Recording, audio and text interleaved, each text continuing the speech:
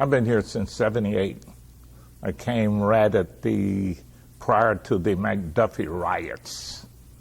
And so I've been here for, 38, maybe something years, something like that. The projects, when they were built, my uncle used to live in there. You had to be somebody to live in the project. You had to pass certain income tests, and it was built to alleviate overcrowding in Overtown, because everybody in Overtown lived anywhere from 5th Street to 21st Terrace, and from Northwest 2nd Avenue or 1st Avenue and the railroad track always separate blacks from white. So the railroad track and 7th Avenue or 5th Avenue, depending on how far north you went. But from that place, 4th Street to 20th Street, from 1st Street to 6th Avenue, 1st Avenue to 6th Avenue, everybody that was black in Miami lived in that community. It was crowded, and it was dangerous. Families lived in one room, 2 rooms, where you rent from somebody else who lived in the house. And right now, if you drive through there, you can still see some of the 3-room shotgun shacks that were back in the 30s still over there. One of them was when I would come out to see my uncle, who lived in the project, go in there and flip on the light switches, see electric lights, That was a big deal. Turn on the water inside, it's supposed to have hot water too, but they didn't put hot water in, That's another thing they didn't do, But to come out and to see it, and everything is clean, everything is painted, and flowers in the yard, and no trash, and it was just a pleasant thing to come out and walk in a house with cement floors, and without looking down on a wooden floor with cracks in it and seeing the ground. So those were some of the good things in the early days of Liberty Square. Right after I got here, shortly after I arrived here, then the McDuffie riots broke out, so it's been sort of a very difficult situation since then.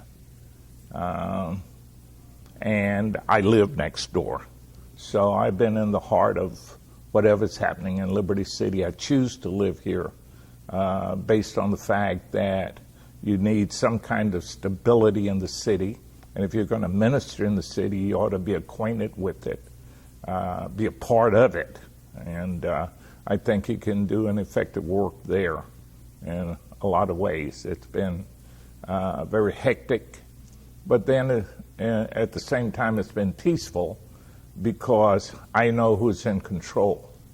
And so we put up with stuff because we can't change like we want to, but we can be a part of the solution and not the problem, so that's what I choose to do.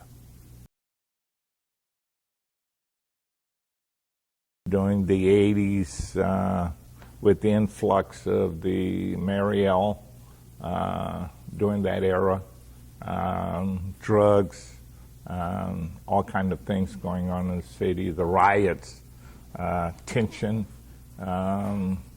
So it deteriorated very rapidly and very badly.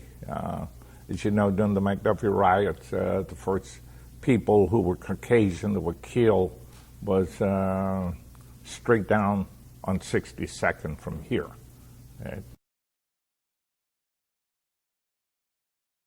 The past 5 years, I would say there's been at least 20, 25 killings within a 10, 15 block radius of Liberty City, and the majority have been in the Liberty City area. So, it is what it is.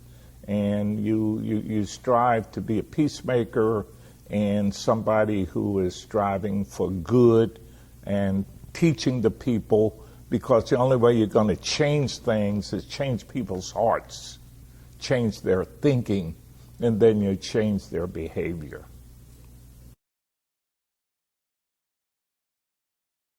They've followed through and built it, and then the people who live there can't afford to be back.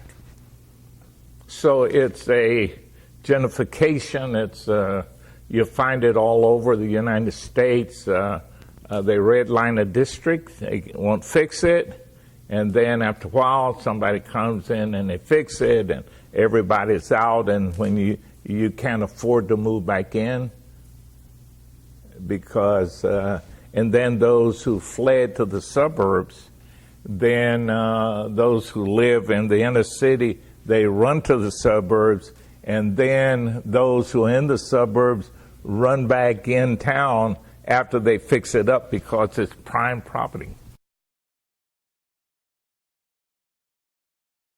If they go back to the drawing board of when they first envisioned it and do what they wanted to do with it when they first started it back in 1933,